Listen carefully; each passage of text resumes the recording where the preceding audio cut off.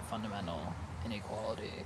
Or And it does come down to like sort of the socialist idea of class, but the classes they like to make is the ruling class, and everybody else who gives right, a shit. But I mean, they make it trickier than that because they're like, oh, there's a middle class in between, and yeah, they try dividing the working class by doing and things like that. they in many ways they obscure class lines. I mean, one of the ways is to say that, like, in America, what class you're born into doesn't really matter, because if you just, like, your wealth is exactly proportionate to how hard you work. Look at the numbers. Look at the numbers. Yeah, so we know that social mobility is That's still true, though.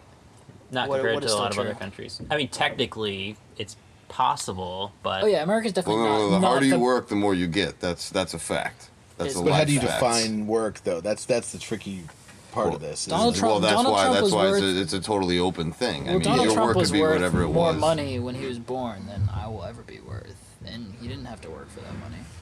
But that doesn't make you not a wealthy person. Money doesn't necessarily define you. I'm just saying that it's... I don't know. I am not with you at all. But life is always going to be what you put into it, no matter what you do. You know what I mean? Like, you can say that I was born with a boot on my neck, and I mean, if you don't work to take the boot off your neck, then it will never move. Sure, but so I mean, the first thing that you would have to do would be to take if you're set from that far down, then it's going to take even more work. I mean, you can. It's just that some people can't get the boot off their neck, the proverbial boot, and that's again. Well, this comes down to the whole opioid epidemic that we have arguments on. Where I'm like, okay, nobody's. Well, I mean, except for people being prescribed medication now, this is a new beast that is I'm not talking fentanyl about. Pills and stuff. But as far as people who are abusing drugs and whatnot, my whole stance is nobody's making you take this drug. This is a choice that you're taking. So I mean, I don't know. It for me, it nullifies a lot of what's going on for that. I mean, it's. You think that because it was like an individual choice that they are like responsible? I'm just trying to draw a parallel between it's like life.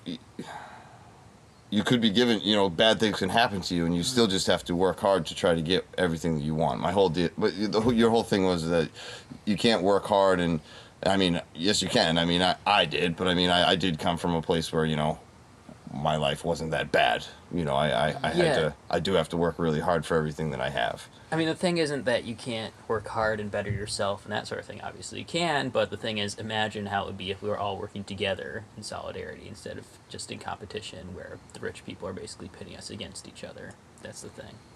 And also, for many people do work hard and it doesn't pay off. I know.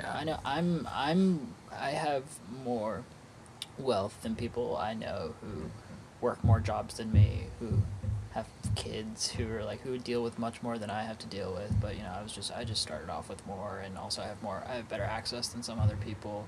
There are all sorts of there are things that privilege other people or disadvantage lots of people, so that like your work ethic is far from being the only determinant of like how wealthy you are and how well off you are and how easy your life is. Yeah. Going back to what I was saying, it's like I stay up till 2 a.m. every night programming and trying to work on side projects and things like that. And I think I think there is some sort of thread here that we can pull where I can do that, and I've chosen to do that. But if there were systems that were in place that were removed that were blocking me from moving forward, that would be incredibly helpful. And I think that's really what I'm trying to say. I'm not speaking for them, it's like, but imagine how much further you could get if you didn't have to worry about health insurance, for instance. If you're an entrepreneur who has to worry about that. Right. That's like $2,000 a not that month I'm or something like that for my family. I'm a socialist, but just for now, let's imagine that.